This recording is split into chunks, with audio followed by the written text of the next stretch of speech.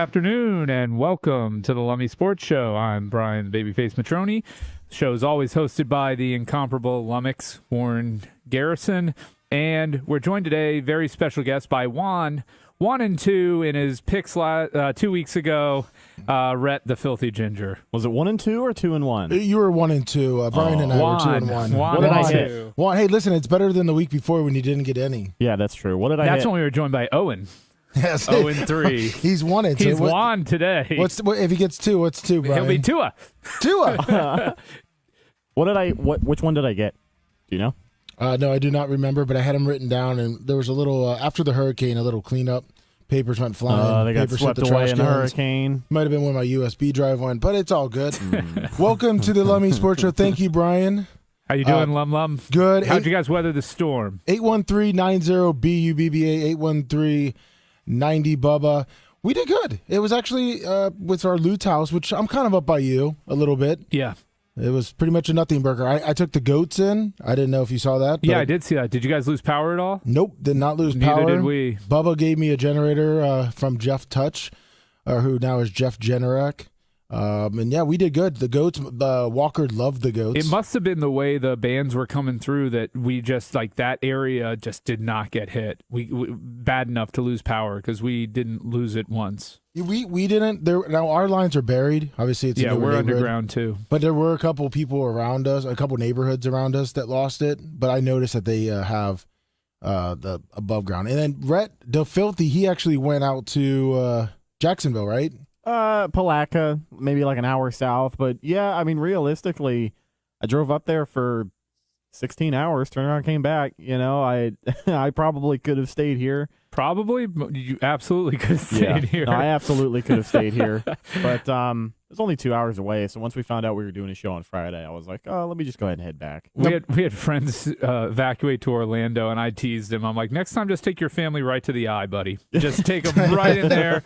Be the Morris family storm chasers and film it all." There you go. Well, now, was this your daughter's first big hurricane? Yes. Now, what did she think of it? She knew it was something was up, and she, kept asking questions. But she's not. My wife and I keep it pretty level head about it, so she wasn't freaking out or anything. Did you let her go outside when it wasn't too bad? Yeah, we went on a walk on. It would have been Wednesday afternoon, like before it started, or Wednesday morning. Maybe it was Tuesday. Tuesday night, we went on a walk after we got everything situated with the house, and we had her dressed up in her, rain gear and rain boots and everything. Oh, nice. Just to get a feel of the wind and all that as it started to pick up. Yeah, we did somewhat of a similar thing. Walker would come out when I would take the goats out back. And then he would come out to the garage because I'd leave the garage door open. Since it wasn't bad, there was no point to close the garage door and have the goats start freaking out, which they were good. No, the only issue would have been if you had loose stuff and the way the wind was coming in. It would just depend on that. Oh, yeah. No, I had to make sure that everything was put away, especially building that goat pen. Yeah. I mean, they were still trying to grab stuff. Yeah, they'll eat anything. But again, it did give me a good amount of time to prepare for this the past weekend's games on betting, which I did absolutely horrible. I lost all my fantasy games, and I did horrible on betting from football, college football to NFL. Brian, how did you do this week? So my best fantasy team that I drafted, I had Hawkinson and Jamal Williams, so I did okay. Okay, yeah, there you go. Yeah. And with the Justin, Hawkinson got what, like 40 points? Yeah, he had like 42 points. Jamal and Williams had what, 38, 35, 40? Yeah, exactly. Something like that. Yeah, it's a half PPR league. And then Josh Allen had a very disappointing week and still scored like 24. He had probably what's going to be his worst week of the season and still scored 24 points, which is why I picked him in the third round, because when you're looking at positional variance, right? He at number 1 is worth about 50 to 70 points more over the course of the season than the number 2 QB. Similar. It's very difficult to find that big of a variance between number 1 and 2. Even with Kelsey, and what he does every year, typically Andrews or Kittle or whoever's the number 2 guy is going to be within 50 to 70 points of him. So that's one position where you could potentially find as big of a gap, but you rarely see it in quarterback. But it's been like that with Josh Allen going back to last year. Well, I do want to hold on. I was going to ask you how you're doing, but I do want to get into what Brian said. Brett, how'd you do on yours? Well, the only league that I really care about this year, I'm 1-3, and that's the Lummy Work League. Oh, the Bubba Army League? Man League. Yeah, the Bubba Army League. Yeah, not doing great. I have Matt Stafford and Allen Robinson, who are probably two of the biggest busts at their respective positions so far this season. So we are trucking along. I mean, maybe the tides could turn, but I really have accepted the fact that I don't know what kind of moves I could make. Let me ask you this, Brian. Is this the week to drop Allen Robinson? No. Well, for what? That's the problem. There's no one out there. I've got Robert Woods and Darnell Mooney on my bench on the team that I'm 3-1 on, and what do I do? What am I replacing them with that I'm confident enough to put in the lineup every single week? And I might as well just hold them on my bench in case they do catch fire. Exactly, because they could. Because they actually have the ability to do so versus some of these other guys. You know, you pick up a guy like MVS and it's a crapshoot. I will say my Romeo Dubes prediction is starting to come to fruition. It's looking like he's going to be the number one receiver for the Green Bay Packers. Still waiting on that Tony Pollard one to kick in. Yeah, the Pollard one. It will kick in when Dak gets back. I think his value will go up. His value was always tied to Dak because he was like a safety valve for Dak in the passing game. Pollard had a decent game. No, he fine. didn't. He had a terrible game this week, right? This week he wasn't good, but the he's week been before okay. he was good. Yeah. Well, I was gonna say, Brian, you were saying about Josh Allen. Now, in my big league that I play in, I was the number one pick, unfortunately, even though I did make the Super Bowl of the fantasy. And I wanted to ask what is going on because I pretty much had to take him. If I didn't, I'd regret it. Is Jonathan Taylor, JTT? Yeah. What's going on? He's a little dinged up, right? And the Indy offense has struggled a little bit to get its feet under it with Matt Ryan at the helm. Does it look like they're trying to rely on Matt Ryan now? Like the first couple games, it does. It seems like they got away with what they were doing last year, where it was Jonathan Taylor and then Carson. They didn't want Carson Wentz to lose the game, which he typically did. But it was like to control the game, and I thought that's what they were going to do with Matt Ryan. I think it's that Taylor's dinged up, quite honestly.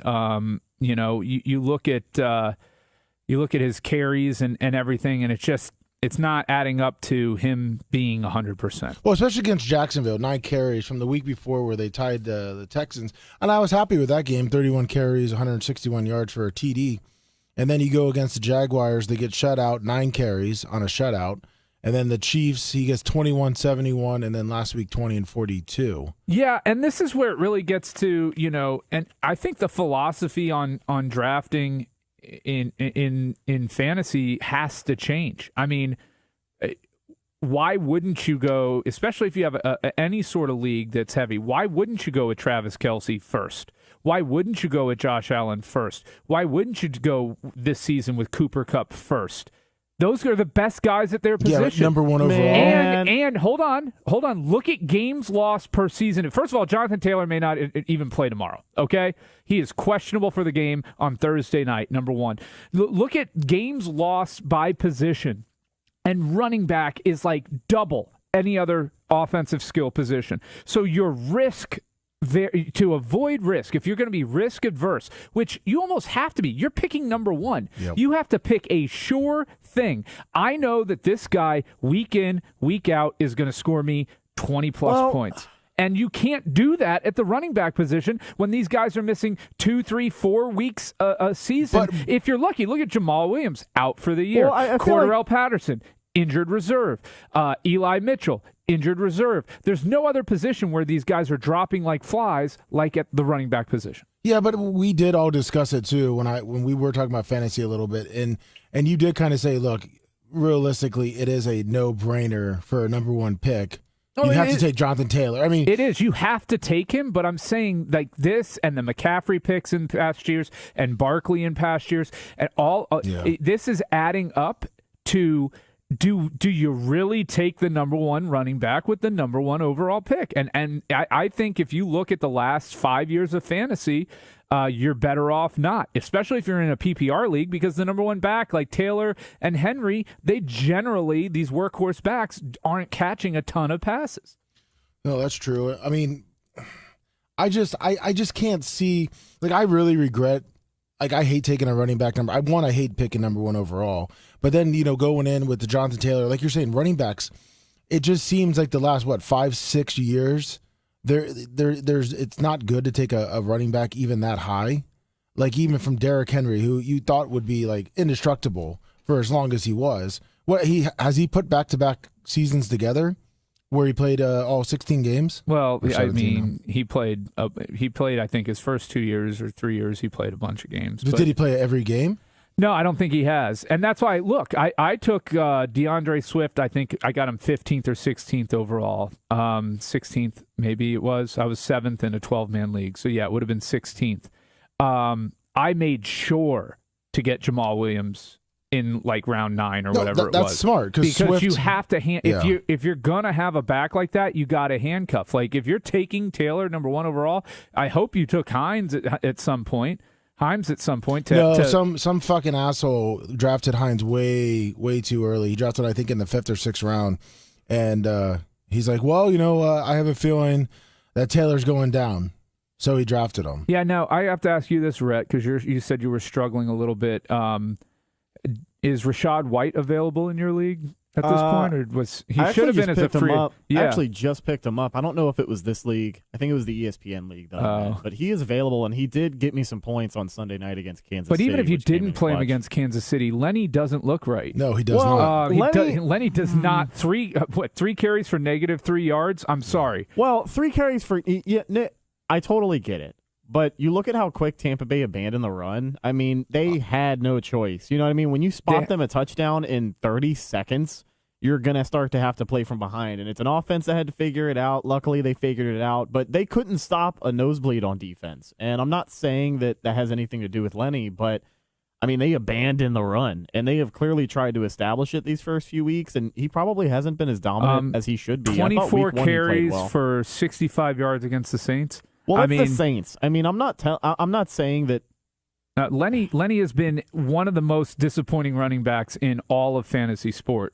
So one of the most disappointing players. I mean, you're talking about not total flop, but you weren't taking Allen Robinson. Where'd you pick Allen Robinson? Lenny was being taken in the 2nd round, right? Yeah, he was. So that sounds like a them problem because, I mean, from a fantasy perspective, maybe it's just because I've watched the Bucs this week, but I knew coming into this year he wasn't going to be a viable fantasy pick. Well, it's a scarcity issue, right? At that position to find a workhorse back, he was getting a vast. I think what I saw from Rachaad White in that game is that he does need to be getting more carries. Well, he's going to get more targets out of the backfield. Getting more targets.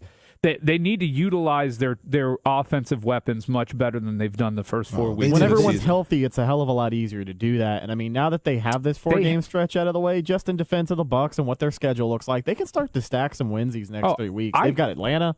And I will say Atlanta looks a lot better than I hope they can figure out Tampa Atlanta's Bay can missing figure Patterson. out They will stop Atlanta's they can still rookie run all running over back. They can still run all over Tampa with that guy they got in there. Yeah, but is Patterson definitely out? No, Patterson's on IR for 4 weeks. Yeah, he's missing at least 4 games. Oh fuck! I got him in every one of my leagues. I didn't even fucking know that. God I damn actually it, didn't Brian. even text you when I saw that because I assumed you texted me. Known. Yeah. I didn't even read your fucking text. I probably was like 6 vodkas deep and like fuck Rhett. It was like a late announcement. I think it was a Monday. Monday thing. Shit. So Lummy, you and I were at the Bucs game on Sunday, and getting to see him live. And somebody, Eat More Coleslaw, said this in chat. Isaiah Pacheco runs the number 10? So hard and angry. Yeah, that guy's crazy. How that guy is not. They've got to find a way to get him more touches in that offense. I mean, CEH did okay. He did choke on that wide open pass on 4th down that gave the Bucs a chance, and then Brady got blindsided. On that fumble, though, Brady took way too much time. Way too much time. 3 seconds, 3.5 seconds. That ball's got to be out. And he was standing there like he thought he had all day. He looked at his thing too. But Pacheco, he looked like a little Tyreek Hill. Yeah, he runs angry. He runs hard. He runs angry. He's shifty. Yeah. I mean, I was like, for like probably a couple minutes, I was like, man, when did they get Tyreek Hill in the backfield now? So I was in the south end zone, and he had a carry. I think he got to the goal line. He may have even scored on it. No, he got really close. I think he got stopped at the 1 from like the 11. Where I was at the end zone, I could barely see him behind the offensive line. He is almost impossible. He runs so low and so hard. He is going to be a talent in this league. You know who he reminds me of with the Steelers was Bell. Yeah. Remember how Bell would just follow his offensive line, but he'd be like down Yeah. And it was always hard to see him, especially a lot of fakes. And you just, like, Bell would just come out of the line with a burst for like 20, 25 yards. And he looks little because he's so fast, but he's 210, 215 He's pounds. 5'10", too. Yeah, he's a stocky little dude. He's not a little guy, but he's short. He's like he's the same height as Jonathan Taylor. He just weighs 10, 15 pounds less, but he is he's going to be an exciting player to watch develop in this league. How heavy was Doug Martin when he played for the Bucs? Pre or 20? After the pills? After the Molly? The contract year. When they signed him, he played well, balled out. I'd say it's about 220, 225. Yeah, I remember he ran not heavy, but he was just that short, stocky guy. Had no neck whatsoever, but he could really move in between his line when he muscle needed to. hamster. Yeah, had no top-end speed. That was the worst part. He was 223, I think. I remember watching him break so many awesome runs that he just couldn't finish. He'd get to like the 25-yard line, start slowing down, and then eventually get caught. Bucs would be in the red zone, probably end up with a field goal. Yeah, he didn't have that breakaway speed. Yeah. I mean, that's probably from his drug use, but allegedly. Man. So, I'm sure Brian knows about it. So before we get any deeper into football, can we just acknowledge Aaron Judge's accomplishment and discuss that a little bit in the season How that fitting. he's had? How fitting that in the middle of a football conversation, you go ahead and break away. Yeah, fucking ESPN over here. Jesus Typical Christ, ESPN. man. Fucking, Yeah, game-winning Yankees, field goal. yippee-oh. Fucking game. Tom Brady could be throwing for a record pass or some shit. Fourth quarter, 5 seconds up. Let's go to Aaron Judge and watch him get fucking walked. And I still think Aaron Judge is on something. I just don't believe there's any natural baseball players anymore. He's 6'8", dude. He's I don't give two shits if fucking he's massive. He's massive. That hides the steroids. I mean, look. When It hides the steroids. I mean, look at A-Rod when he was 17, 18, everyone thought he was natural too. I will say this. I don't think, looking at the entirety of Major League Baseball, knowing the specialization now of the pitching position, knowing that there is nobody else producing offensively on the Yankees, I think Aaron Judge just had the single greatest offensive season we have ever witnessed in the history of baseball. Yeah, he has a Brady Anderson type season. I mean, it is so to be 20 home runs ahead of second place. First of all, it's the largest margin between first and second since Babe Ruth. Okay, this is a Ruthian type of season that he's had. And I hate to be that guy because yay, great Aaron Judge. But like, does it have any? I mean, you said he's what 20 home runs ahead of second place, 20 or 23. It's a stupid number. Do you think he has at least 25 home runs inside Yankee Stadium this year? Like, am I just a bitch for bringing that up, or think that has anything to do with it? But if that's so easy, then where are all the home run kings in Colorado? Where are the guys that the Yankees have had over the years mashing not 62 home runs? I get it a little bit. It's also the pressure of playing in New York City. There's something to that. I mean, it is not the same as playing in Tampa. And so you can nitpick at that stuff, but at the end of the day, when you look at his stats, first, he almost won the Triple Crown. He almost won both Triple Crowns. BA, OBS, slugging, and then batting average, home runs, RBI. He just missed it on the average. I think he's going to lose out by a few points there.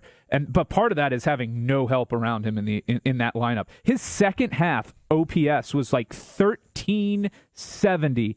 The rest of the Yankees team 657. It is insane. The Yankees probably are a wild card team sitting here today if Aaron Judge doesn't have the second half of the season that he has for them. I mean, that second half of the season for the rest of the team, yeah, they would have faded. Was not great. I don't know if I don't know. It would have been close. Now, Toronto would have been playing a lot differently if they weren't, 8 games back. Right. Because Judge was keeping them in it. And I applaud the Rays for tanking because I think the Cleveland Yankee path to an AL pennant is much better than the Toronto-Houston path. Yeah. We were never making it through that gauntlet. No. And so I think the Rays legitimately tanked at the end. The Rays got the Yankees number. Yeah. And would you rather go and play Cleveland or Toronto right Cleveland. now? 100%. Toronto's on. They're heating up. Toronto is coming into form. Yeah. Breaking news. Tampa Bay Buccaneers wide receiver, Tampa Bay Buccaneers legend Cole Beasley has announced his retirement.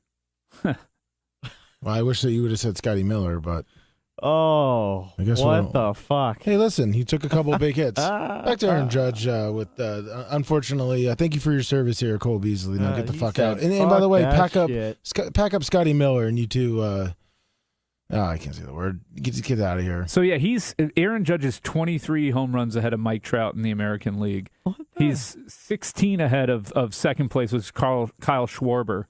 His stats are making me feel like he's having an Evan Longoria, but a way better Evan Longoria type career. I mean, comes in a good rookie year, starts the fade. We did a little bit better. And have a great year. Well, I'll say this is the difference, though. His contract. He stayed healthy. Stayed healthy. And he's done that the last 2 seasons for the most part. I think he missed 14 games last year. He's only going to miss 4 or 5 this year, depending on whether or not they play him. So I think that to me is the big thing for Judge, and how he's outperformed his past performances is because he has been able to stay healthy. Not that he found a little winstrel and decided it's his contract year and he wants to get paid like Robinson Cano. Players are getting popped in the MLB, and it's not like they're protecting stars, Lummy. You don't think they're going to protect an Aaron Judge in New York? Baseball is fading. Well, Nate. I mean, when I think Red said it, when football starts, baseball goes away. Like no one cares about baseball anymore. Yeah, maybe there's. And now they have a home run that. chase. Home run chase in September for 61, 62. Look at ESPN is interrupting. Realistically, 61, 62. Why? Because it's the Yankees record? No, it's the American League record. And okay, who gives a shit? and it's the. We don't know for a fact that they were on steroids record. Well, we right? still don't know that they're on steroids. I said we know for a fact McGuire, Sosa, and Bonds were on it. We know that for a fact, okay? So this is we don't know for a fact whether or not he was cheating record. I mean, for interrupt, are they trying to hide it because they think Aaron Judge is just so clean? No, they have they are invested in baseball, and so they're protecting their product. They're doing what ESPN does with everything they do, which is to highlight their properties that they own. And in Major League Baseball, especially New York Yankees, is one of their big ones. I'm not going to believe that baseball players are clean anymore. I want to watch them piss in front of me. Almost you're a on sick man. A daily, I'll start calling you Bubba. A daily basis, and I want to test it right then and there. Out. Hey, come on, don't lie to yourself. You just want to see that Latin Whopper Aaron Judge is hauling around. No, listen. We don't know what he really is. I don't think he's Latino, but I mean, I want to see them. We don't know what he really is. The 23andMe is still out on him. He was adopted. He was adopted. He's a fucking test tube baby. They built him in a lab. I mean, if you were going to build a baseball slugger, 6'7", 282, the like guy a fucking create-a player on Slugfest back in the day. He could have been a tight end in the NFL. He could have been a power forward in the NBA, or one of the greatest power hitters in Major League Baseball. What is he, fucking LeBron now? 6'7", 282. Yeah, you don't think? Hold on. You don't think he has the athleticism to have, if he had chosen a different sport, played that sport? The guy steals bases. It's not like he's slow. So did Jose Canseco. He's got 16 swipes on the season, only caught stealing 3 times. Wow, let's see. Once again, 9, 6, 3, 0, 6, 16. Jose Canseco is stealing bases too, so is Barry Bonds, a 40-40 guy, Wasn't Jose Canseco the first 40-40 guy? Yeah, but they were cheating. Oh, He's not. He didn't go out and steal 40 bases. Allegedly. Nobody's. We don't know Hold for on. sure. Jose Canseco didn't. We know for certain. We don't know. We know for certain on both of them. Yeah. I'm not afraid of a lawsuit coming down from Barry Bonds on this one. I mean, look, Pete Rose said if he was on steroids, he would have had 5,000. Oh, Pete Rose is hits. Full of hot air. If Pete Rose, hold on. If Pete Rose was facing specialized pitching the way these guys do now. Okay, the game would have changed him. Nobody hits for average anymore. That just doesn't happen because those guys don't get the 20. Pete Rose would be all about the contract he's going to get, and so he would still be trying to hit for power in this day and age of baseball. What? No way. Pete Rose would be like to Tony Gwynn. I can't believe you're Tony Gwynn wouldn't even get he wouldn't even be an all-star in today's baseball. Are you serious? Yes. Yes. You're saying Tony Gwynn, who has probably one of the best eyes in baseball, would not even be getting hits right now. Okay, back when Tony Gwynn was hitting 300 and doing great, right? Yeah. Every single season, he would face 1, maybe 2 pitchers a season that would get a ball over 96 across the plate to him. Okay? Every single major league starter now is there. Yeah, but it's not Every about the single fastball. one. It's not always about the movement fastball. Look. He's facing Randy Johnson. Not every night, twice a season. Look, these guys are Billy out Wagner. there. These guys are out there throwing hard heat. Yeah, but they're catching up to it now. It's not the speed. When people say Tony Gwynn, you think Tony Gwynn's catch it? You think with that gut, you show me another fat player, show me another fat ass in baseball who's done well in the last decade. Oh, fat consistently. Yeah, they don't exist anymore, buddy. G-Man Choi. No, they don't He's not even a exist. fat ass. They don't exist. Bartolo Colon. They don't exist. The game passed players like that by, okay? This is about athleticism now. It's about launch angle, exit velocity. This is a scientific game. It sucks. I think baseball was more fun in the 80s and 90s. But Do you know how many it's where we are. seasons? Do you know how many seasons Tony Gwynn hit under 300? One would be my guess. He probably hit 297 like his last season. I No, don't know. actually, it was his rookie year, which I don't even count because it's 54 games. He had 289. So realistically, he hit over 300 for his career. And you don't think that motherfucker would get a hit? No, I'm not saying he wouldn't get hits. I'm saying he wouldn't be the hitter that he was back then. When you break into the league in 1982 and you're facing, guys that wouldn't even sniff AA these days in the rotations.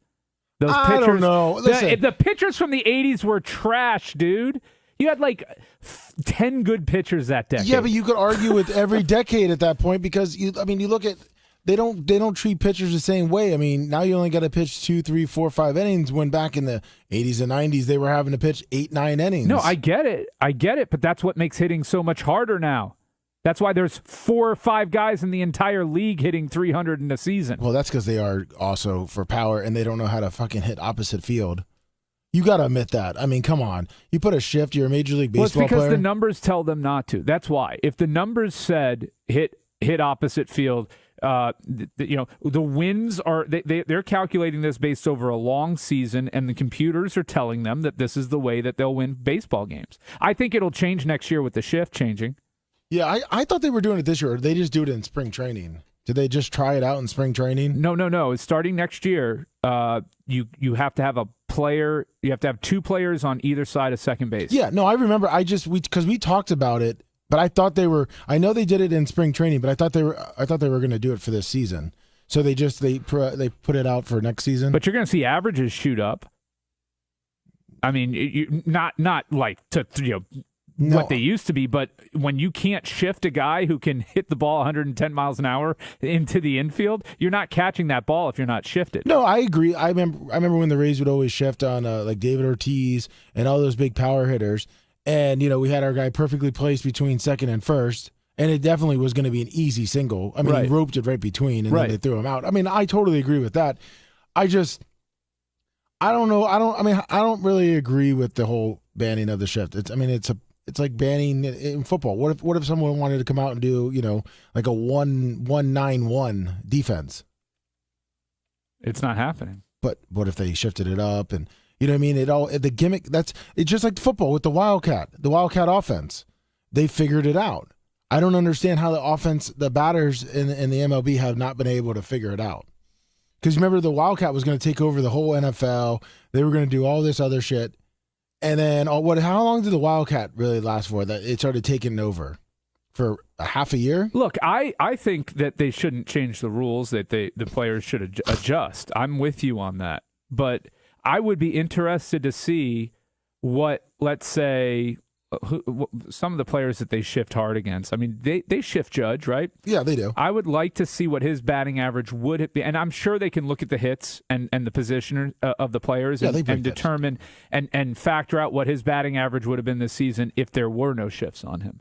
And I guarantee you're going to see some crazy numbers. Now, part of that is, learn to hit opposite field. I get that. But Major League Baseball also knows that the future is, their future is staked to offense. Nobody wants to see a 1-0 game. No, and I see that. I see baseball is seeing what the NFL is doing. And I know that, some of the MLB or the NFL scores have been down in the last couple of weeks, but then you got the Lions game with the Seahawks, just putting up, and that's what people want to see. People want to see scoring. They don't want to see a good game. They don't want to see a perfect game or a shutout. So I get that. And I think the MLB is copying because I think they're desperate. I think the MLB is desperate. They don't want to stick to the old school mentality anymore. But I really think that it would be just a better natural game, and I think more people would. I don't think that many people would drop off if it was always a 2-1 or 3-1. Or do you think not? I see you and Kenny F and Powers are having a little fight. He's been asking for months to see if you could throw a ball. Oh, I know he is. And he doesn't think you know how to throw a baseball. He is a fat slob sitting at home right now. He's got a lot of free time on his hands, too. And Kenny Powers. Taking pot shots at me. Dude, like a keyboard Kenny warrior. Powers. It's Kenny Powers. But, I mean, yeah. You can throw a baseball, right? I mean, I can throw one. I can catch one. Do I throw it? Am I an athlete? Am I a raw, pure athlete? Look at me, okay? But you said you were good at basketball. I mean, I'm mediocre at everything I do in sports. No, I don't believe it. I think you're really good at golf. I've never seen you play, but I just have a feeling looking at you that you're good at golf. I've got some crazy club head speed, but I'm not great at it. I don't play it enough. See, golf's tough though. Golf you have to play all the time. Yeah, baseball you could put down a bat and glove and not play for 2 years, and then get out there and after about a week be right back to where you were. Golf, you don't play twice, 3 times a week, you're not getting good. Yeah. What do you bowl? My bowling average is like a 135, 140. I mean, that's good for you. Probably don't. And he probably doesn't bowl that much. Truthfully, for someone that doesn't bowl that much, that's above average. I own a ball because my wife's into bowling. Yeah, my wife's like good. a 190, Yeah, your wife's 195. She's awesome. I love bowling. I need to do it more. But yeah, no, I understand. Like, Brian, I could get out there, and I'm not saying I'm an, but I could get out there and hit and throw, and I mean, it takes me a week. Yeah, but golf is totally different animals. And same with football too. Like I can break, if I have a really good golf round, I can break 90, barely. But for the most part, I'm in that 90 to 95 range. But see, that's good, Brian. If you think about it, for probably as much as you play, yeah, which is being like under 100. I get out there once every 3 months if I'm lucky. I'm hoping at this golf tournament, the golf league I do actually in 2 weeks. I haven't golfed in 9 months, and then before that it was 9 months. Are you doing that Spark Golf thing? No, I've been doing it for 8 years now. They've been doing it for like 20-something years. We go to Sebring for 3 days, play 4 rounds of golf, and then Sunday. I'll tell you, if you don't golf a lot and you're playing 4 rounds over 2 or 3 days, that will beat the shit out of you. Well, that's what I've done that. I've done that for 8 years, except for last year because of Walker. But I mean, I go out there, and when I was golfing a lot, I was about 100. Maybe, I think my best game of there was like a 96. But then you just fall off, and now I'm, 120, 115. But it's about having fun. But it does get frustrating as fuck. Yeah, it is. But Sebring courses too. It's just a fun time. You've been out to Sebring, right? No. Oh, you go to Orlando. More so that way. Yeah, I just tried Stream Song for the first time. It's really nice. A couple months ago. Did you have your caddy? We had a caddy. So the first round got pretty much rained out. We were able to. They let us on for free at like 5:00, and we got 7 or 8 holes in on the red course, and then we played blue with a caddy. And Blue is tough. Man, on that first, did you play blue? Yes. So second hole on blue, that par 5, that has the bunker and dog legs a little bit to the right. Do you remember that one? Sorry, I was trying to pull it up, but we can't even show it anyhow because I was going to show people that don't know, because Stream Song is probably one of the nicest courses in Florida. Oh yeah, it was built in what's that? An old quarry. Quarry, who's a mass? It's Mosaic. Mosaic, yeah. Yeah, Mosaic. It's the old Mosaic quarry. It looks like you're in another. But you definitely don't feel like you're in Florida. You do not feel like you're in Florida. You feel like you're in like the Midwest almost. But you are stuck there. You are captive. There is nothing around there for at least a half hour. And you got this freaking caddy with you. Yeah, you have to pay a caddy, and when you suck really bad, it's everything there is expensive. I had a good caddy though, and he was nice. He rode with me. He one of my buddies that went with us is one of the slowest golfers in the world. Oh, they built a third course. See, when I went there, it was a while ago, and there was only the red and the blue. Oh, and yeah, they talked about black, building the third. And they're actually building a par 3, like a 9-hole par 3 course too. Oh, really? Yeah, which is cool because when you go there now, you can do one of those other courses in the afternoon. Like say you get a noon tee time, finish up at 4, grab something to eat, and then do a little 9-holer, to end the day. That would be sweet because they got a lot of land out there. Yeah, they do. Yeah, that's all they have out there. But what were you saying about the dog? It was that was 5, right? No, hole number 2. Okay, there it is. Yeah. So there's a bunker that cuts across the fairway. Yeah, I see it. I flew it off the tee over the bunker. Really? Yeah. The caddy estimated that I flew the ball, and this is rare for me. I do have the club head speed to do it, but to get the trajectory right for me. But he said my carry was about 300. Ooh, is that your best drive? Since my mid-20s, yeah. I used to regularly hit it between 280 and 320. And you were a little chubbier back then, right? That was actually when I had lost the weight and was working out more. Oh, okay. I was in the best shape of my life, like 25 to 32. And I could, man, especially at the end of my first marriage when I was golfing a lot, I could really poke the ball, really poke it. I mean, I get past what would you call it there? The horizon. I could actually see the club head in my backswing. Really? Yeah. I'm flexible up top. Damn. Yeah. Brett, have you ever played golf? Nope. Do you have any interest in playing golf? I don't know, man. I mean, I've had a few evenings at Top Golf for 3-4 hours at most. But I don't like Top Golf. You don't like Top Golf? No. Yeah, I don't blame you. I mean, it's fun. It's like a bowling alley and darts. It's just a fun. I think the novelty of it wears off after a little while. I get frustrated because I don't bring my clubs, and then I play with their clubs, and they're like 3 inches short. So then I'm bending down. Well, you do look like a tool though going in there with you. But don't. That's why I don't want to go. That's why I don't like that. Listen to me. Just bring 3 clubs in with you. Just carry. Don't bring your bag in. Just bring in 3 clubs. I've seen guys bring their bags in though. Yes. Don't do that. Just bring in 3 clubs. That's it. That's all you need. Just bring in a driver, a mid-iron, and a wedge.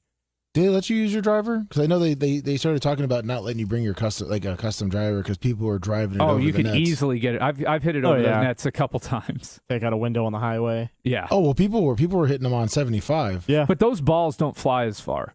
They're decompressed and they have the RFID chips in them, so they do not fly as far. So whatever you're hitting out there, you could probably add 10 to 20% in terms of distance if it was a real compression golf ball. Are they just heavier?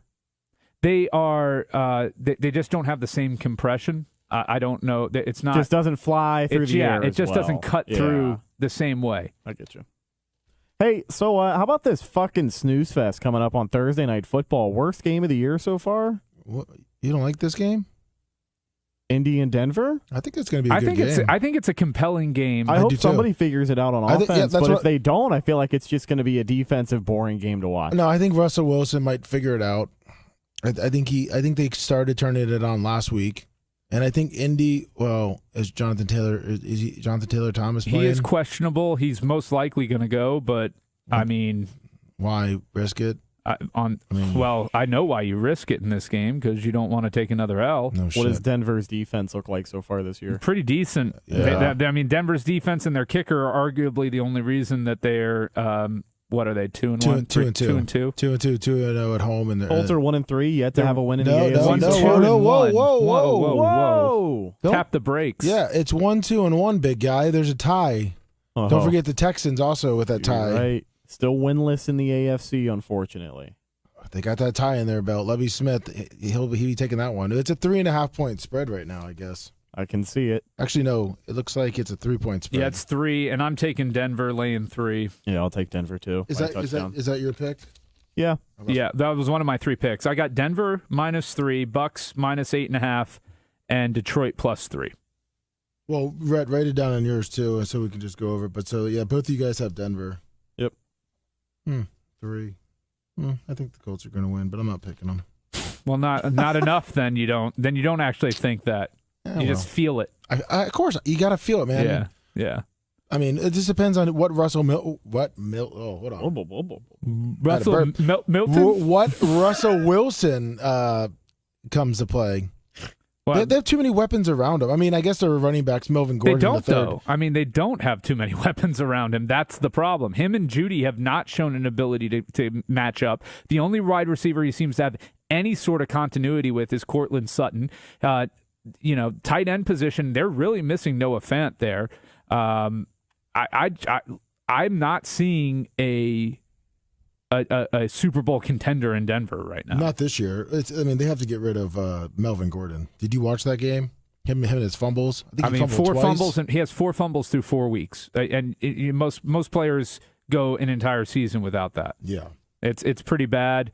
It's why I think what's his name, Mike Boone or whatever, is available, and also why the Denver Broncos. You want to look at a flyer in fantasy, Latavius Murray. Yeah. Who had a decent game for New Orleans last week, got signed off their practice squad, and is now a Denver Bronco. He's always kind of been one of the more productive running backs in the second league. Tier running backs. Yeah. Normally, when he was with New Orleans, there'd be a couple of games where Kamara just wouldn't really be himself, and he'd really pick up the slack. Wasn't he with Baltimore? I think because I remember the Little Purple sucking him off. That he was great. Couple of years ago. Yeah, I think it was like 2 years ago. He was like one of their 18 running backs. That was when the fault of the Baltimore not playing well is because their whole entire team was injured. Was it after Mark Ingram? Mark Ingram might have been on the team then too. No, he was with the Saints by that point. I think Murray took Ingram's spot as that guy there.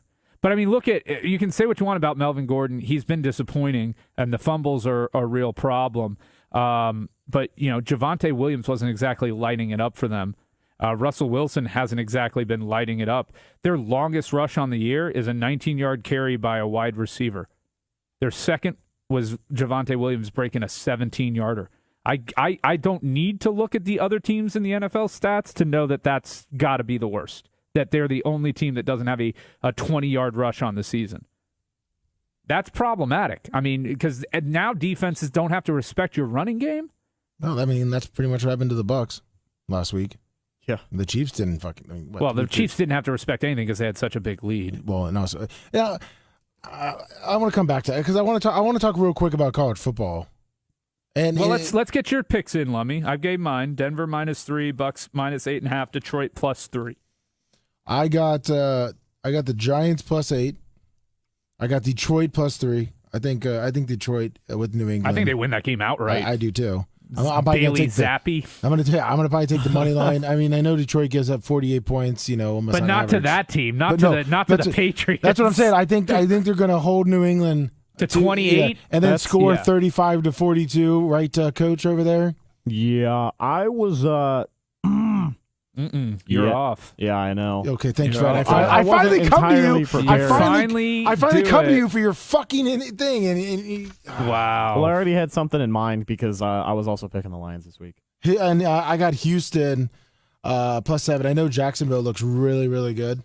I just see Houston being able to cover that 7 Davis points. Mills has just looked disappointing, and Jacksonville's defense has been opportunistic. Yeah, they have. I just feel that Houston is still fighting in these games, and I like that 7 points. I think Jacksonville. I think they're going to keep it close. I know Jacksonville is playing well, but I think they. Jacksonville's not a team that you look at and you're like, oh, they're going to go out and win by 2 scores. Yeah, exactly. Like there's nobody in the league that you put them up against and you feel confident betting them more than a touchdown. Exactly. So it's right at that number against the only team that you would feel comfortable betting Jacksonville -7. And I may or tease betting it against them. Yeah, I mean, if it doesn't move, I may tease it and go 7.5. Like tease it up to 7.5, just to get that little point, half a point. Brad, who do you got? I got the Chargers over Cleveland. They were favored by 3, so I think they'll cover. I was picking Detroit over New England, and I think. Let me look. I didn't have it in front of me. I did. I think I lost it. And another game I was really looking at hard, but with Tua being out, even though I don't like, and I believe in Teddy Two Gloves, I'll probably put some bets on the Jets and the Dolphins. Yeah, I was looking at that too. A 3-point spread. I mean, Miami, even with Teddy Two Gloves, I feel can still beat the Jets. Oh no, I think they have a better chance, knowing that he's their quarterback and game planning for that. But so does the Jets defense in adjusting to that. It will be interesting to see with Zach Wilson back. Miami's defense has been, has gone up against some formidable offenses to this point of the season, other than week 1, but they were impressive in week 1 against the Patriots, and people forget that. But then you go up against Ravens, Bills, and Bengals. It's not like you're facing Sisters of the Poor there offensively. Those are probably 3 of the 4 or 5 best offenses in the AFC. So I think Miami's going to, I just don't know on the road against the Jets team that has some mojo going for them. They're not a good team. It was just tough for me to jump on that one, but that was one I was staring at for a long time. Yeah, I think Miami will win that game outright, but it's also divisional road game. I tend to stay away from those. That's one of my survivor pool rules is divisional road teams. I do not ever take in survivor pools, and so for that reason, I was out on Miami. But did you find your third pick yet? It was Denver over Indy. Yeah, he had already given that one. Oh. So we got some I overlap was just looking this for the week. line of Detroit and New England because I knew New England is favored. It's 3. Detroit +3. I picked them. Yeah. Yeah, me too. Well, it looks like we're almost all on the same page. Now, Buffalo giving up 14. Actually, before I get too much into that, I want to talk about college football because it was funny. Brian brought up the Jimbo Fisher, Texas A&M, and I went on ESPN, and the front page was the state of Texas A&M. And hand to God, I had not looked. That was I had no idea that topic was going to come up on the show. I just know that what they're paying him and what they expect from him, that he better start delivering. I think a 6-6, maybe even a 7-5 type season, he's gone. He's gone. They are not going to sit around and wait. They have enough money with their boosters and the NIL that they don't need to worry and lean on Jimbo Fisher's recruiting to be successful at Texas A&M. They need a coach who can score fucking points. And he has not shown an ability to do that consistently when he has not had Jameis Winston as his starting quarterback. I don't see them losing that many games, though. I mean, yeah, I know against Alabama, they're all picking them to just get their asses kicked. I think they still are probably going to go an 8-4. 8-4, he probably keeps his job. Exactly. So 7-5, I think it becomes hot seat, hot seat, and it could go either way. 6-6, and he's done. But 6-6, and he's done. But realistically, at Texas A&M, with what they're doing, I know you said they don't really need that recruiting, but I don't see them not wanting to get a sexy quarterback. I mean, sexy coach. Yeah, I can't see know them looks just will come into it, but and I don't see. I mean, unless they just throw so much money at Dion, I just don't see him going there. If they do fire Jimbo, and I don't see outside of Jimbo who like a coach like that would be. Yeah, no, you're right. It could. I don't think they're going to hire an up and comer. Like a guy that maybe is at a smaller but they school. can throw more money than God to. Okay, Luke Fickell. Why not? Everybody thought since he was going to be trashed this year, their only loss was a close one to Arkansas so far, right? Yeah. He clearly can coach, that guy. He clearly can recruit. He's built himself a team there in Cincinnati. I don't think that it's not a sexy hire, but they could lure a guy like him away. The resources, you give a guy like Luke Fickell the resources that they have at Texas A&M, and just imagine what he could do there. Now, culturally, I don't know how he fits in there, but yeah, he's more of an Ohio guy, isn't he? He's very Midwest, but A&M is recruiting nationally now, anyways. Yeah, but so does it really matter? I mean, Jimbo's got that like Texas. And I don't really like Jimbo, but he's got that little swagger. He's got that Southern swag, but Luke Fickell's got that. He looks intimidating on a sideline. You look at Luke Fickell and you're like, wow, that guy looks like he's ready to pop me in the mouth. He was what, a defensive lineman or a linebacker for Ohio State? Yeah, I'm just saying I like a coach like him. I don't think you're not going out on a limb. I mean, he's got the pedigree. He was an Ohio State coordinator and then became the head coach at Cincinnati and has done amazing things with them. And now he's ready for that next step. And I think Texas A&M would be fine moving on from Jimbo, who has, let's face it, Jimbo's had 2 good seasons in his career? Yeah, well, I mean, okay, the COVID year they did go 9-1, but they still 4. finished second in their division. In their division, so they lost the one that mattered that year. I mean, you could say because Jimbo made back-to-back. He made the national championship and then he made the playoffs the following year with Jameis Winston. Okay, well, it's kind of the Charlie Strong thing. Charlie Strong never had a great season without. Without Bridgewater, right? 32 gloves. No, you're right. But you look at Jimbo. I mean, then you're going to say what? Or was it Jackson that he had? No, it was Teddy Two Gloves. It was Teddy Two Gloves? Yeah, Jackson might have been there with Strong, but it was Teddy Two Gloves in the beginning. Yeah. Because that was his whole 4-year recruit where Louisville rose, because he got most of his guys, like half the team was from Florida. If you look at his coaching record, 10-4, 9-4, 12-2, 14-0, 13-1. Yeah, in the ACC, which 10-3, is 10-3. drastically different than playing in the SEC West, which might as well be, I mean, it is far and away the hardest. Like every game they play in division in the SEC West, with the exception of maybe one game a year. Although this year, Ole Miss and Mississippi State are both doing great, so it's hard to say that those are cakewalks. You know, Arkansas may be 3-2, but they're a decent team. No, Arkansas is a good team. I like their coach too. Oh, and I'm saying, who's the weak link in that SEC West? It may very well end up being LSU. Auburn, probably. I guess you would say Auburn. Yeah, I would say Auburn right now. And then LSU. But, well, I was just checking out the line for the Auburn game this week against Georgia, and I know Georgia's been an absolute powerhouse, and nothing has stopped them so far. But holy shit, opening up at 30 points? Yeah, 29 and a half. half. Especially after the game Georgia had against Missouri, where they barely eked it out. We'll just scroll down that paper, right, and you'll see Texas A&M and Auburn or Alabama at 23.5. I mean, that's a little more believable, though, because I can just it's not that I can't see Georgia running away with a game like that, but you talk about those SEC games and how they can be close. Well, that's what that is, Texas A&M and Alabama. And Texas A&M came in, ranked number 6? Were they number 6 to start the year? I know preseason. Oh, yeah, they were up pretty high. Yeah, they were up there pretty high. I mean, look, Auburn lost by 29 to Penn State at home. I hate when SEC schools lose to the Big Ten. I cannot stand Big Ten football. They almost lost to Missouri, right? You brought that game up? Well, Georgia almost lost to Missouri, but so did Auburn. But yeah. I think 29.5 is a very large number for a conference game, yes, even with Auburn going on the road. But I could easily see Georgia winning that one like 42 to 10. I mean, it could happen. Auburn's offense is not very good. Yeah. They scored 24 points against San Jose State, 12 against Penn State, 17 against Missouri, and 17 against LSU. Georgia's defense is a step above all of those teams. Brian, do you have your college picks? Yeah, I do. I like tonight's game. I like SMU plus 3.5 against UCF. Nice. I like Louisville laying 2.5 versus Virginia. And I like USF getting 28 against Cincy.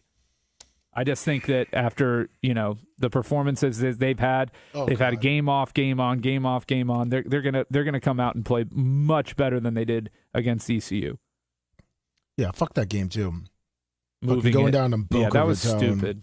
That was stupid. Because we were talking about even going to the game, and then I got a text message from Daniel Rose who's like, "You want to stay at my house to watch the game?" I'm like, "What are you talking about? It's here." And I found out, and then just watching them, it's so embarrassing. It just looks like Division III football with them. Like, they just don't look balanced. I can't bet on them anymore. I was betting on them. I think I bet on them every game since I graduated. I just can't bet on them anymore. It's just unfortunate that they cannot be a consistent team in the slightest. I mean, like, it probably speaks more to how the Gators are this year, and you've got to accept that it's Napier's first year, but they played up to Florida, and they should have won that game. But at least Florida looks like a real football team, and you see promise out of it. I mean, AR-15, I still think he's got to quitting reel too it in, early. dude. He's a little fucking crybaby. Yeah, I think he's quitting on the team too early. It makes me so mad. I got Tennessee. I like Tennessee over LSU, even though it's at LSU. It's a 3.5 point spread. I like the way Tennessee's been playing. I'm surprised. Sorry, go ahead. Oh, no, you can go. I was going to say, I'm surprised to see Miami favored over North Carolina. I got Miami fucking sucks. No, man, North Carolina. North Carolina's pretty awful. Yeah, they're pretty bad. They don't have a defense. Pretty trash. And Miami's not that bad. No, they're not. They kind of play down to their competition too. That's part of their problem. And they're getting a new. They got a new coach. Yeah. They're trying to figure stuff out. I got Miami over North Carolina. It's at Miami, even though no one shows up to the game according to their quarterback. I've watched North Carolina a couple games. They don't have a defense. Proof is in the pudding. Remember when they got blown out on Walker's birthday and there was a huge crowd of like 85 people? Oh, Middle Tennessee State? Yeah. Yeah, that's pretty embarrassing. You almost make me rethink my pick, but I'm just going to stick with that. Listen, so you can see where I'm coming from. All right. Oh, I thought you were going to go more into it. I thought you were going to break down that game with Middle Tennessee State. And I like Illinois. I like Illinois over Iowa. Iowa can't score more than 10 points, and I feel, what's his name from the old Wisconsin coach? I think he goes in there with Illinois. I think he's turning Illinois around, and I think he beats Iowa at 3.5. The other one that I liked, but I wasn't, it's just a big number, was Michigan, I think, laying 21.5 against Indiana. Really? I think it's 21.5. It may be more now, but that one was intriguing to me just because I know Michigan is much, much better than Indiana. Much better than Indiana. Oh, so you're giving 21. I feel like Michigan plays down. See, once again, I can't. That's the problem, right? And that's the problem I have with Big Ten and betting on the Big Ten is it's so hard to do that because one week these teams come out and they look like world beaters, and then the next week, Michigan barely beats Maryland by 7. Well, then you got all the Big Ten backers that are like, oh, well, it's because there's so much history with the teams and they play each other. History doesn't strap up and play football. No, with their transfer portal, if they transfer 1 year in, they don't give two shits, if the overall record is 192 and 186, They don't give a shit. They just want to win. I see Michigan beating Indiana by 27, and I think the line's 21.5, so I would bet Michigan on that one as my bonus pick. Well, I kind of like it. Maryland's not a terrible team. I mean, Michigan's the only team that beat them this season. And I think they've beat Michigan State. They beat SMU.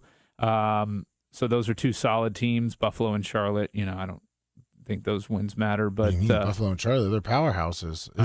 Mac Conference USA and Mac. Yeah, Buffalo. Yeah, they're having a good season so far for them by their standards.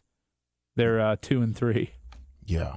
They lost to Holy Cross and Coastal Carolina. Holy Cross? Yeah, they did. they did. Yep. And then Charlotte, the 49ers, they're struggling. They're struggling. So Maryland's victory over them, not that impressive. Oh, did you see the big school in Florida here that lost to, what's that, SFA? What's that? Stephen F. Austin? Yeah, did you see what the score of that game was? I think it was 2 weeks ago. Warner University. Oh gosh, that game was like 100-0, right? I think it was 96, 98. Yeah, it was one of the biggest beatdowns ever. 98-0. And they rolled out. So get this: they brought the cheerleaders out to play them? No, they were up 98-0, and they had just scored a touchdown, and they brought the team out, the offense out onto the field. They were not going to kick the extra point, but they just took a knee. So they rather than making it 99, they left it at 98 and they took a knee, and then I think they just gave up on the game at that point. Like the coach made a point not to score 100 on them. Because then that does, even though 98-0 is a beatdown, 100-0 gets everybody in the world's attention. You think? Yeah. Yeah, their last two the games. The fans booed, by the way, when they brought the offense out. They wanted if you're gonna do it, do it big. One of the first high school games I ever went to back in the day was Armwood and Strawberry Crest, and Armwood won by 128 points. Like I remember the scoreboard just was not working by the end of the night. It was 128-3. It was absolutely pathetic. But I mean, they made no effort to slow up or stop it, or let the clock run. I mean, this was the running clock rule in Hillsborough anyways, because they've got a mercy rule, but it was pretty funny. Well, I just went on their website. They have canceled the last two games. Why? Because they fucking suck? They have not announced, and they have not posted since they canceled their games. But, 98-0. Now, Brian, Brett, They said that was the last game in school history. They don't need a football. I mean, 98-0. I don't blame. Well, no, I think they. Nope, they haven't played since then. But how are they doing? How are they doing prior to that? 0-4. Kaiser University lost 44-7. Oof. Which they played that game at Lakeland Christian School. Isn't Kaiser like an online school? Yes. Kaiser is a fucking football team? They play at a Lakeland Christian School, so they play at a high school. Okay. Is it like a bunch of 30-year-old dudes? I have no... Wait. Just a bunch of tech guys? Okay, so they lost that one, but they scored a touchdown. Yeah, University of West Florida is a legit school. They won I think it was the Division II National Championship a couple years ago. They lost 52-3. That's okay. Florida Memorial University. Hmm. 44-22. 49 to 22. What did I say? 42. Yeah, sorry. I You said 44. 44. Whatever. I'm too busy laughing at these names of these schools. Yeah. Stephen Austin 98-0. And then they canceled against Weber International. Well, that was for probably the hurricane. Yeah. But I don't think there's a hurricane coming in this weekend. They canceled. canceled. That Florida Memorial was supposed to be in Lake Wales as well, so the field may be flooded out. Sus that they can't move the game to play. Well, no, do you think they have money to move the game anywhere? They can't Yeah, rent out go to- another go high to- school.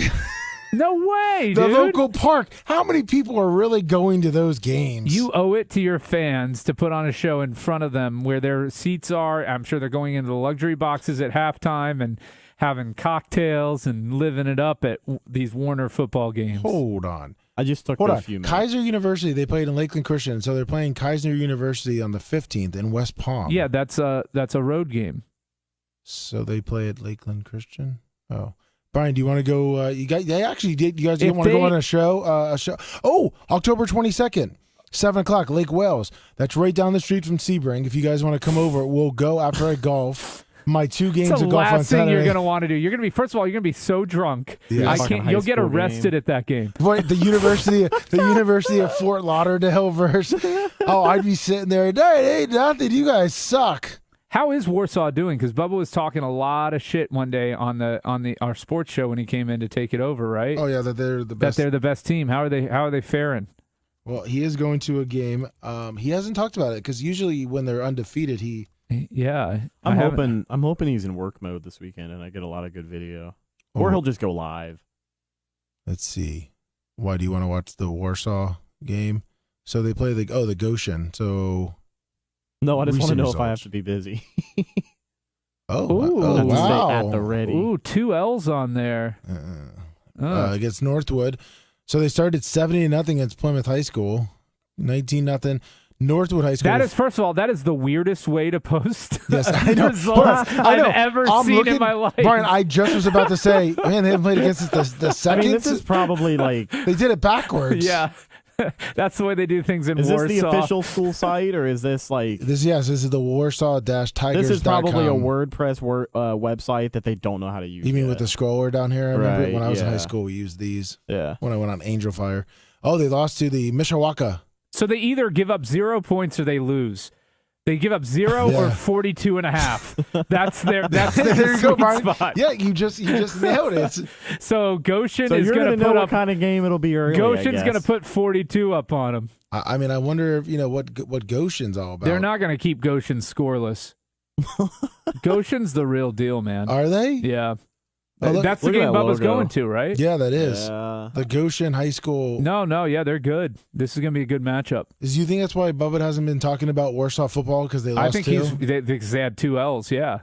They ate those L's. They ate those 43 points each time. They ate him. They ate them. Nom, nom, nom, nom, nom. Eating L's. Is that why they're bringing him on at halftime to give him the key to the city? They are? Oh, are they 4-1, 3-1?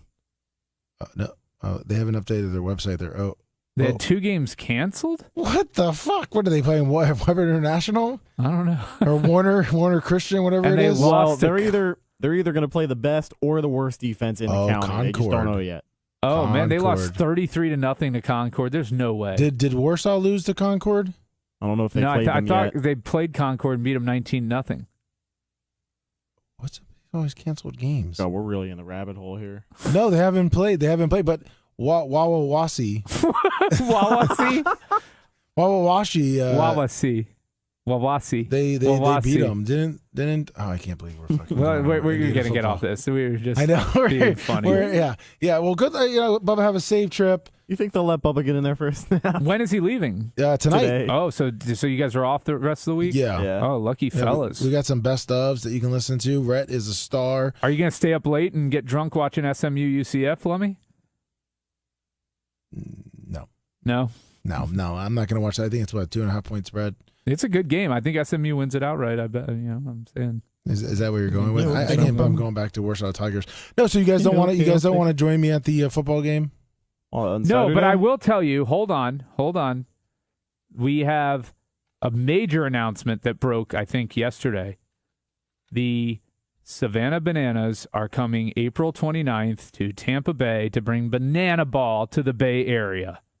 It's like a trial run? Are they No, playing they a home do. game? It's a traveling. It's a traveling thing they do, kind of like the Harlem Globetrotters, but they Yeah. call it Banana Ball. Where's it going to be? Steinbrenner? I'm guessing that's where they're going to go, but they're going to be in Tampa April 29th. Would you guys go to see Banana Ball? Oh, yeah.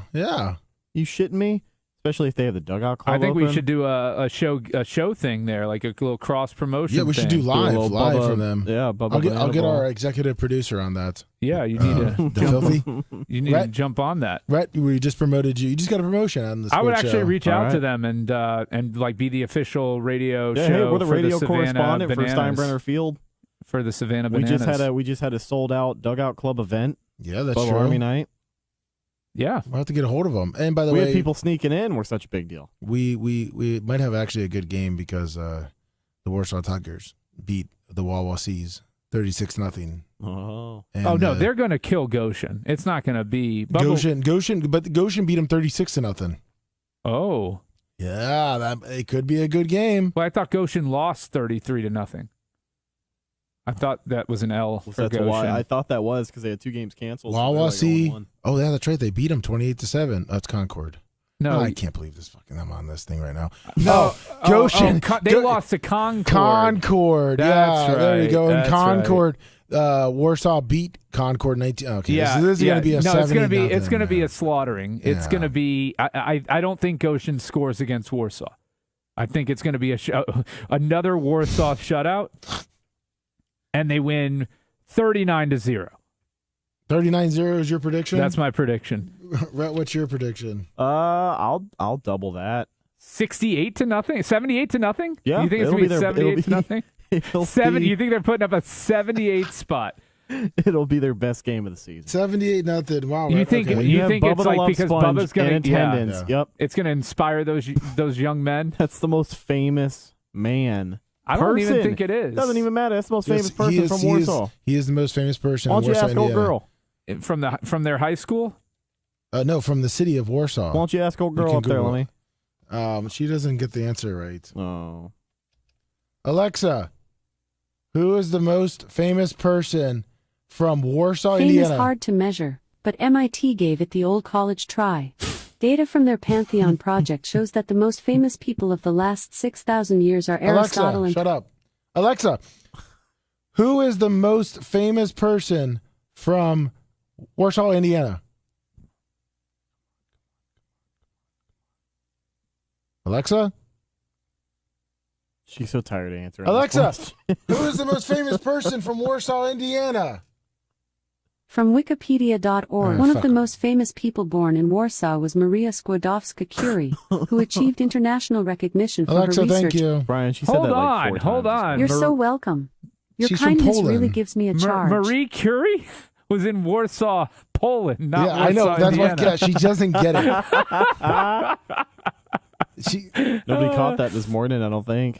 They thought Madame Curie was from Warsaw, Indiana. here, I'm let's sure see some if- common let's sense see if this kicked works. in, but I don't think anyone mentioned Hey, it. other scientists, check this out. Alexa, She invented meth. Alexa, who is the most famous person from the Indiana city of Warsaw? From Wikipedia.org, Tamara de Lempicka was a famous artist born in Warsaw. Oh, thank you, Alexa. Bitch. Oh, whatever.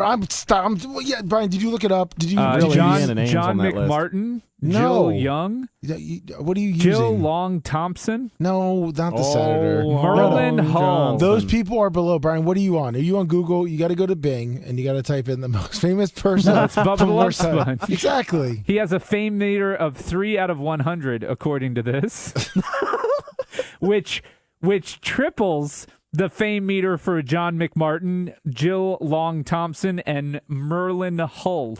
Most famous person. So who's Merlin Warsaw, Hull? Indiana. Merlin Hull This looks is like my a first badass. time, actually. Merlin Hall's an actor. All right, let me bing. He was a lawyer, a newspaper publisher, and a member of the U.S. House of Representatives. Let me bing. That's what it was. 3.7 billion results. List of famous people born in Warsaw, United States of America, number 1. Bubba the Love Sponge. No, he is. He's number Number one. 2, Ben Higgins. Number 3, John McMartin. Number 4, Carl E. Wyke. Number 5, Jill Long. I'll tell you right now, though, the coolest name, Paul Dyer Murica. There's a guy with the last name Murica. Is he from Indiana? From Warsaw. Really? Yep. An American metallurgist and president of the International Nickel Company of Canada. That guy should be number 2 on the most famous people there, just for that last name. He's an inventor and recipient of the 1938 John Fritz Medal. Yep. Paul Dyer Murica. FamousPeople.com, Bubba the Love Sponge, number 1 most famous person from Warsaw, Indiana, host of the Bubba the Love Sponge show. Bubba the Love Sponge Clem is an American radio personality and businessman What are you laughing about, Rhett? who hosts the Bubba the Love Sponge show. Okay, Rhett, listen, let's get back to football. What about Oreo Jones? Bubba- Time out. Oreo Jones is from Warsaw. Who? Oreo Jones. Who the hell's Oreo He's Jones? a rapper, an MC, a songwriter, and radio station manager. He has released 3 full-length albums and 2 collaborative albums, one with Sirius Black. Who? Sirius Black. Who's that? I think it was one of the guys from Harry Potter. Is he really? He's just from Indiana. And there's also a famous drag queen from Warsaw, RuPaul? Shea Coulee. Shay Queef? Shea Coulee. Well, listen, in Lummy Bing World, Bubba is the mayor. He's by far and meeting the away. mayor. He is meeting the mayor. He is going to be announced at halftime. Whoa. Stop the clock. Ben Higgins? Yeah, the basketball player. Yeah. No. Number 2 on the list. The star of the 20th season Oh, of yeah, The ABC's Bachelor. The Bachelor. Yeah, the Bachelor. No. Yeah, but once again, it's a Bachelor. So. No, I know. I'm kidding. Come on, Brian. I mean, But, you know, maybe Bubba's now the second best looking guy ever to come out of Warsaw. Yeah, I now mean, that a Ben lot of Higgins those is milfs on are this. going to swoon over the Bachelor. he's still number 1. He's going to put that football jersey on and go out to the midfield. I think you brought it up, but that football jersey he put on a couple of years ago probably fits him much better now. Oh, 100%. Dude, even my mom said Bubba looks great. Like, every time I tell someone that I work for Bubba and I show them a picture of him now, they're like, oh my God, he looks great. Well, that's a positive. I know. Now, Do you Brian, let Bubba know that? no, of course he doesn't. No. Only time he gets on the mic, he just says, "Yes, sir." When am I going to Yes, bring that sir." up, though? When you're like, Bubba, You let me say, tell hey, you something. Bubba, let me tell you something. I showed a photo of you to my mom. She got completely wet. Her panties were just dripping. She was wearing khakis. I and they could were just hear. soaked. I could hear. It sounded like Niagara Falls. Like Kraft in mac that and bitch. cheese.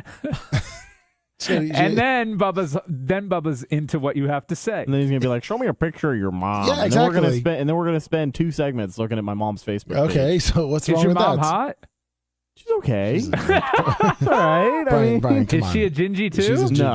No. No? Oh, not a gingy with frecked up knocks? I No. mean, Not quite. I'm sorry, dude. Jeez, Brian. Talking about his mom's boobs. I'm teasing. Are they big? Huh? You know what? She actually, full disclosure. No, we don't want to hear. No, we don't want to hear. any Well- bad anything that's going to bring No, us it's not down. gonna be bad. It's no. She had a double mastectomy. No. She wore a bikini. She has a huge No, I bush probably. down I mean, I there. probably Just- shouldn't bring it up, but she had asked me to maybe try and haggle her way into a pair of Diacos.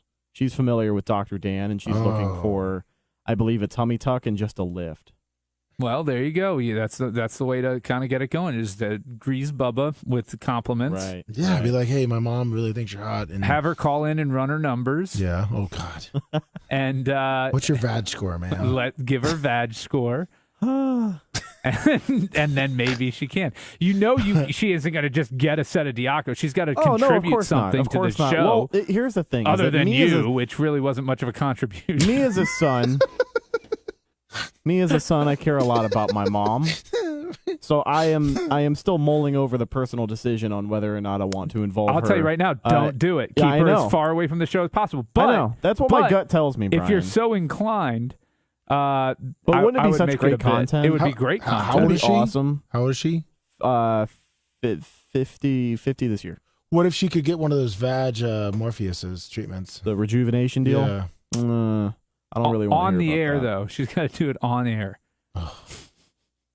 Right, you might just want for to the rethink show. that. Yeah, Content- I know. Content's king, guys. But it is content king. So you know what? Brian's right. You probably should do it, right? You have to now because we put it out there, and I know. Bubba's No, going it's to hear all right. about this. and Monday chat, Whoa, all the whoa, chat's whoa. going to be there. Stop. Be like, oh, Brad, your mom thinks I'm hot. huh? Rhett's mom thinks I'm hot. She wants some double D's. Oh, yeah.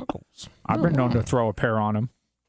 Good thing we've got a huge audience for the sports show, so I know. We do. Oh, And actually- we've got the ones hold that on. matter, my Actually, friend. I was about to You're say, right. hey, you know You're what? The right. 62 people on YouTube and the millions that are listening on Bubba on Radio, guess what, Red? These are the ones that will definitely be in chat, just scrolling through there. with Anybody who has time to be on chat right now is definitely on chat during the it. big show. Listen, it's their lunch break. I get it. Brian. I'm not. Look, I love all of our listeners. We love all the Bubba Army, but. But whoever's on chat right now is going, and now that you said that, you're not like you're going to remember. Yeah, I know. No. Poke them in the chat. Yeah, I That's not what I know. said. Jeez That's not at all what I Louise. said. Brad, you did say that. That's not what I said. You're like, oh, we don't have that it's not many like there- people. That's Barely not what I anybody's said listening either. to this That's not what I said swill either. I said anyway. we're the number one sports show in Tampa Simulcast. on Wednesdays at noon, broadcasting. Simulcast. Simulcast. There you go. 81390 Bubba. And by the way, you did say with all our big listeners that Yeah. they won't say anything. Yeah, well, Check your nobody's sheets. going to even remember. Go check your sheets. Look, man, nobody's even going to remember by man. Monday, okay? Look, man. Look, we Look, gave it a man, good when shot. the Lions beat New England this It's going to weekend, be man. excellent. It's go. We're going to finally come together as a defense, and they're We're going to gonna make execute it my happen. game plan. It's Brian, going to We're happen. gonna make it Brian, happen. why didn't you come to the tailgate? Because you actually we had Yeah, what the fuck, we Brian? had a couple decent amount of people that Oh, came I up was in Orlando. playing golf. No, I took my daughter to see the Disney Cirque du Soleil. We did Disney Springs. Oh, we had what a great dad. We had a good Couldn't time. do that You any just other wanted to do all Saturday. that stuff, and you just so happened to bring your daughter along. It was actually a really cheap Saturday, so I was able to use my American Express fine hotel rewards at the Waldorf Wow. Astoria. American and Express. I didn't leave home without it. I essentially got the hotel for free at the Waldorf, which was pretty awesome. Brian, well, you know what? You would have met. We had a couple people come up, so they really enjoy the sports show. One, I'm not going to mention their names, but one of them is he runs the visitors locker room for the Bucks Whoa. and a NFL and college referee. And let's go to one of our other probably great listeners that listen that Rhett doesn't think we have. 813. Lummy, Oh, Babyface. hey, we met him too, Right. Oh, we Babyface. did. Babyface. Rat. Does he You haven't look like he sounds? Yes, he does. Yeah. What up? What up? Hey, I wish I would have met Babyface out there. I was trying to look for him, but Didn't I look think hard he was enough. out doing some lawyer stuff. But no big deal. Well, you can always reach out to me. Email you, Brian at hunterlawgroup.com. Oh, I don't need you for any legal advice, bro. I was just coming to say what's happening. Oh, okay. I Yeah, got that's you. Come see what's happening. That's it. I thought you said you needed some lawyer talk. He said he didn't. He just wanted Nah, to meet man, you. I got that Oh. on lock already, bro. Yeah, he's But got retainers. anyways, It's all Does, good, man. has Rhett gave his mother's Instagram account out yet? I'd like to take a look at it. Oh yeah, right. No, it's all privated up. Mm-hmm. I can't give any more clues. Your than mom's her on the yet. gram. She is on the gram. Wow. Yeah. Your mom's really out Yeah, there. she's on the ground. Does she have an OF? Private it up, like No, you said. not yet. I have to send her a direct message. Yeah, she's on the OF. So let me ask you Rhett's this. mom. Let me ask you this, White Iced Tea. Would you subscribe to Rhett's mom's OnlyFans if she had one? The first day. And then be off the second day? Nah, I might give it a month. Throw her a month's worth. There you go. There we go, Rhett. Come So on. I think I found a if way she's for her to pay banging for those like I think she Diacos. might There we be, go. I might, be a subscriber for, a while. There you go. The Filth's mom, dude. Gotta check that out. Yeah, dude. Oh, Lord. I think we already gave her a name. The To filthy Phil's mom. mom. Oh, The filthy Ginger's mom. No, but Brian, man, you And missed she's out not on even meeting a them. ginge, isn't she? She's Huh? not a ginge at No, all. No, she's she's not. Is she blonde? yeah. Oh. How tall? Don't worry about it. You brought her into this, not 6'7". us. Not us. We did not. 6'7". 6'7". No, Ooh. She is she- 6'7", no, about Brian. 340 Does she got pounds. up a donk? No, I guarantee she's probably about 5'7" and 140. She's probably 6'7". like 5'2", 225. Oh man, he said she's With kind of some good hangers, looking. bro, looking like some tube socks hanging off her chest. Hey, don't talk about my mother. Yeah, that way. that's why- we haven't been insulting to her. I mean, I'm just giving a description of what she could be. Right, Yeah, right. but What it's she not could- really. Banging hot though. If Right, she right. just absolutely fucking gave up, yeah. So she did you could. wear your ICP jersey to the to the tailgate? He did. No, why would I wear an ICP jersey for? You sound like a juggalo. No, he's a Bucks fan. He's white iced tea. What do you mean? You buck down along with my little Marcello. Buck down to the socks and the sneakers. Yeah. Oh wow! You know what I mean? Did you have What like else? Why would I wear ICP? Even though juggalos are pretty cool, I can't lie. Yeah, I'm just Juggalos saying, are you pretty sound like a That's cool guy who Juggalo. likes to slam Fago. You know? Yeah, you know. I don't know. Have any of you guys ever been to the gathering of the juggalos? No, No, but I've heard about it. Many That's of something times. I want Oh to my experience God, before the end of my Bubba life, Army, dude. Bubba Clan, all you guys would fit in perfect. It's just peak humanity out there. Nah, they don't do drugs. It's not like Summer Jam where they got the whore line where they got one girl in the parking lot taking like 40 Ds an hour. And that's at Summer Jam. Big one. You go there a That's that lot. summer jam. Nah, but I've seen it on Instagram. You It's don't know nothing terrible. about that summer jam, Brian. You know, don't go to Summer Jam. Do it. Anyway, gotta get back to work. You guys have a good show. Take it easy, Thanks, man. sir. Thanks, white iced tea. Brian, you would you missed out. I totally forgot you didn't come to the tailgate, man. We had a lot of good. I mean, the guy that actually was is a fan of ours. He came up. He was actually he was the instant replay ref. Wow, 772. He was fucking yoked. Yeah, he was. those referees are getting bigger and bigger. Yeah, Well, they're on TV. They got more. Yeah. They're doing the MLB workout called steroids. 772. Fire in a hole, Red's mom. Hey. That's mom. That's not. He just said fire in the hole, I know. Red's mom. I know. And that was I it. thought he He was hung gonna, up? I thought he was going to keep That's going. all he had. You know what? Oh, Kudos to him shit. for not going any He knew further. he knew when to cut himself off. Yeah. Yep. Brian, I want to talk to you. You know, even though we haven't heard from our number one caller, not Henstar, because we're not obviously talking about basketball Or tennis. Who's the? Never mind. Little Purple We will not Jersey. hear from Henstar with the way the Panthers are looking. What do you Panthers mean? are going to They start won 1-6, last week. dude. They won last week, didn't they? No. Didn't they win? No, they didn't. No, they blew it, didn't they?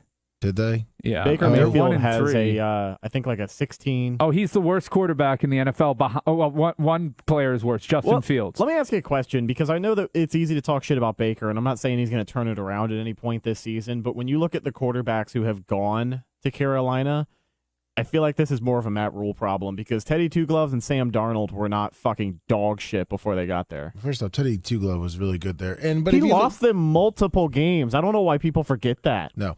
So listen, the Browns, they played close against the Browns 26-24. We never disrespect Teddy Two Gloves on the show. I'm a Teddy 1916. Two That's Gloves fan, blasphemy. but goddamn, that Carolina year was probably his worst. No, it was one of the best for me because I had Robbie Anderson on my fantasy team. That's the only guy he could find. 1916 against the Giants, and the Giants are playing a lot better. They beat they beat Saints, Which was, I mean, unfathomable. Yeah, no kidding. and then it's the Cardinals. I mean, the Cardinals need to come around. Well, but now here's the problem for them. Their next three, they got 49ers, Rams, and Bucks. They are staring down the barrel of a 1-6 start and a head coaching change at that I was point. going to say, do you see them firing? If if I it's a blowout, think the Bucks? 1-6, they might that following week when they lose at Atlanta. Definitely. Yeah, QBR in the Matt Rule era with Carolina, 56.8 for Teddy Bridgewater, 38.8 for Sam Darnold, and a measly 15.3 for Baker Mayfield. No, Baker Mayfield is literally out there costing them games. And I cannot It's just believe. incredible. Hold on, I cannot believe these words are going to come out of my mouth. Oh, don't say it. I know what you're going to say. I think their record would be the same, but they might be playing better if Blaine Gabbert was their starting quarterback. Wow. That's how bad Baker Mayfield How is playing right now. disrespectful. That's how bad he's playing. How disrespectful. Justin Fields has a higher QBR And than shit. Baker Mayfield. And it is awful in Chicago. I saw that there was a graph that had come out today that was basically the ratio of a drop back and what it ends up being. Chicago has the highest percentage of incompletions and sacks on a drop back by a huge margin. But the Like, difference it is bad. this: like Mayfield is missing. So his underlying numbers are bad, but when you really peel them back, they're even worse because he is missing passes that he should absolutely be making. That's the problem. He was doing that in Cleveland, though. You can live with a 59% completion percentage if the guy's making some throws that if he's making all the throws he should be, and his receivers are dropping and the defenses are playing well. That's fine. Right. But this guy's completing like 55% of his passes, and he's missing passes that he should be completing 65% of his passes right now with what he's had to work with. And it's not like he's bereft of weapons. He has Christian McCaffrey, he has DJ Moore, surprising. He has Robbie Anderson. I mean, he has weapons around him. The offensive line is not terrible. It's just he is a terrible football player. He needs to just own it at this point in his career. 3-2-1. Go up. Let me see the stats on the season for him. 3-2-1. Yeah. Hey, I was going back and watching the Alex Stein video when he was at the Bucks with you guys. Yeah. And I was just wondering, did you notice how he was dissing the Bucks stadium? Well, he's a Cowboys fan. That's why. That's it. The Cowboys. Jerry World. Jerry World is the Death Star. And don't get me wrong. I mean, listen, me and Lummy are a couple of the biggest Buck fans here, and we could tell you that outside the pirate ship and the novelty of that, Raymond James is not a dump, but it's definitely not the best. It's a cement stadium. They upgraded the suites. They don't have enough toilets. It's a bottom half stadium in the NFL now, with the crow's nest taking up one of the better features, which was the open end zone. 3-2-1 is what's your name? Is this Rhett's mom? This is VR watching you. Oh, how's it going? No, I mean, to be honest, I mean, look, Tampa, I love the stadium. It's obviously a big upgrade from Houlihan Stadium or whatever you want to call it, Tampa Stadium. But yeah, I mean, it's not the, like Brian said, they are short on toilets. I don't know. I just think Alex Stein rolling up, coming into town, you invite him to this thing, roll out the red carpet, and he disses the stadium. That's all. Bubba didn't build the stadium. He didn't diss the tailgate. He didn't diss Bubba. Yeah, he was putting over all people of our are allowed stuff. to have an opinion about that about our stadium. And the guys, look, if you go from filet mignon to McDonald's, then or even Five Guys, it's going to seem like a pretty substantial downgrade. And he's used to Jerry's World. Jerry's World is a spectacle. Yeah. I've never seen it. I've never been there, but I've seen the tour of it, and I've had people who have gone there, and they've said it's like nothing they've ever been to. It's like Mecca. It will change your life. Well, I hope his mom's feeling better. Take care, you guys. Take care. Thanks. So, yeah, Baker Mayfield, 54.7% completion percentage. Lord. And it's not like he's been playing the best defenses in the NFL. Like, the Giants were good. The Browns are average. The Cardinals are not a good defense. No. And the Saints, okay. Yeah, he has played, I guess, three top half defenses. Yeah, it's not bad. Let's run through these calls real quick, Brian. All right. Oh, I love the way people wait until the 2 minutes left in the show to call in. 641. Run it quick. Hey, what's up, guys? Jonathan Taylor's out. Jonathan Taylor's out for the game. Fuck! Jonathan Taylor's out for the game. Wait, how do you know this? Do you have some sort of like handicap injured reserve connection? No, it's just on Facebook. Facebook. Do you have a source by chance? This is our USFL, XFL, LFF. It's Adam Schefter just announced it. Oh, well, that's pretty official. Yeah. Schefter was right about Brady retiring. Yeah. Fuck. But they moved him out already. Well, it looks like I'm fucked again this week. I told you not to take Taylor number one. You son of a joking. Brandon, what's going on with the LFF to wrap it up? The Lingerie Football League that you're in charge of. Nothing but all right, guys, bye. I don't want to take too long. Bye, Brandon. Bye, Brandon. Brandon, we're gonna have to put you in charge of the LFL or whatever it is. I found out it's still going on. There's games going on right now. I think there is, but maybe you just keep us up on it. Might be a little more interesting for you to watch than the USFL. So, who do you think's been used worse this year, Jonathan Taylor or Christian McCaffrey? I think it's McCaffrey because Taylor, I think, is injured. Yeah, I don't think we know he's injured now, but I think he was injured the last 2 weeks. I think he was playing hurt. And I think they were besides the 9 carries against the Jaguars, they're still giving him 20 carries. He just wasn't breaking out, so. No, I mean, he's still averaging, 4 yards a carry and 4.9 yards a catch, and he only has 1 touchdown. Ouch. Oof, I would have hated to pick him number 1. I think Julio Jones is also on that list. Of what? Underutilized players. Oh, you drafted him as well? I think Julio Jones is on that list. Well, I'll tell you what, Robert players. Woods needs to get more looks in Tennessee, and Darnell Mooney certainly needs some love. Yeah, 100%. Just to follow up here, All-Pro running back Jonathan Taylor will not play Thursday's game against the Broncos due to an ankle injury, per Adam Schefter. I wonder how that. I bet you the line has moved already on that. Oh yeah. Yeah. We gotta go. It's 1:30. I gotta go fix my fantasy football team, and Brian's gotta go back to work and be a big time lawyer like he is. You will know if their law firm gets Tom Brady in the divorce hearing, because Brian will probably come in with a Tom Brady jersey on. It would be the only time that he will wear a jersey. Is that right, Brian? If we get if you land Tom Brady, that'll be the secret Iggy yes, exactly. nod to it. So if you start wearing a Tom Brady jersey everywhere, but don't talk about it on the big show. You have to be a listener of the sports show to know if we're representing Tom Brady. Listen, a lot of sports show exclusives today. And I will tell you this: if it's Giselle, I will wear Burberry. Okay, perfect. Burberry. Okay.